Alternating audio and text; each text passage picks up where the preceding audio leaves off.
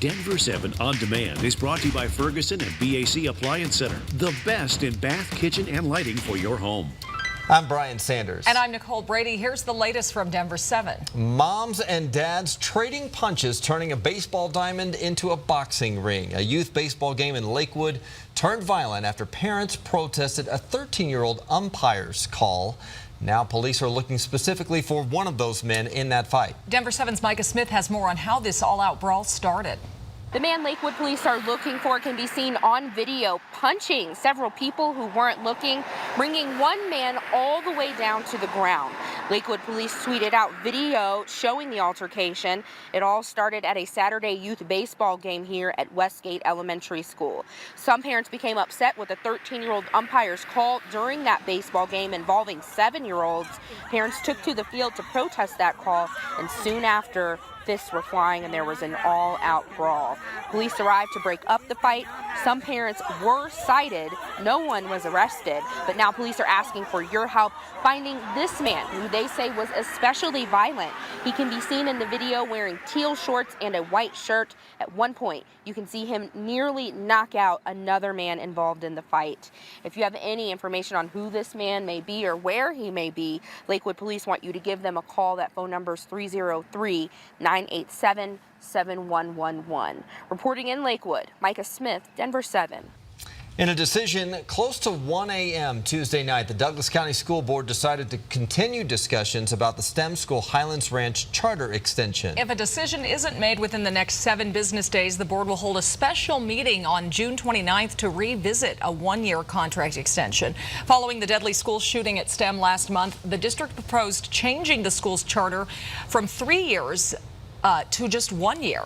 The district says they have questions about safety. Concerned students, parents, and staff showed up at last night's meeting to share why extending the charter for 3 full years is so important to them. Basically withdrawing their offer of a 3-year charter renewal at a time where our community is grieving the loss of Kendra Castillo, one of our children. We are very tight-knit and incredible. So again, no decision was made last night on that contract extension. If no decision is made by next Friday, there will be a special meeting Saturday, June 29th on the 1-year extension. It's been more than 3 years since an ex-Marine was murdered at a dispensary in Aurora, and still no one is in custody. That's why police are ramping up their reward to $55,000 to anyone with information that can lead to an arrest. Travis Mason was a security guard at the Green Heart Marijuana Dispensary off Quincy. 2 people walked up to him with intent to rob the place and shot and killed him. Mason was a father of 3 and had planned to become a Denver police officer. Once again, the major renovation project at DIA has been delayed. Now the work is 2.5 years behind schedule. The project was supposed to wrap up by 2021, but according to a newly released schedule from the contractor, it's now estimated to finish in May of 2024. That's 931 days behind schedule.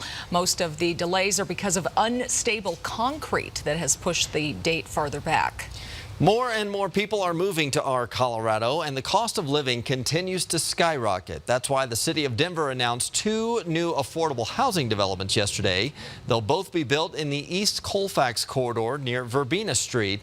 That's near the future site of a bus-based transit corridor. 155 units will be built there and rented based on income restrictions. Both developments are expected to open in 2022. Speaking of the newcomers, ApartmentList.com just ranked Denver as 2nd in the nation for the number of people moving here. Tampa was actually number 1. People from New York and Chicago make up the biggest group of people moving to Denver. The report also found people are leaving Detroit and Orlando the fastest. The people living near the Central 70 construction project may have to deal with the overnight noise for more than just a year. Yeah, the company behind it is now asking for a 3-year extension on their noise variance. Tonight, the city is asking for community feedback before they make a decision in August. Back in September, Denver's Board of Public Health and Environment gave the green light to allow Kiewit Construction to make noise 24 hours a day. But instead of constant work lasting for 4 years, they only approved 1 year. Our partners at the Denver Post say there have only been a few few noise complaints about the construction site since work started last year. A family of 8 from Virginia was on their way home from vacation when a stop in Colorado changed their life. They have now reached out to Contact 7 for help. It was a week ago. Nick and Melissa Thomas went on vacation along with their 6 children. Their oldest son, 16-year-old Marshall, hadn't been feeling well, and when the family landed at DIA for a connecting flight, Marshall could barely walk. Paramedics were so concerned they sent the family to Children's Hospital, where they were given a heartbreaking diagnosis.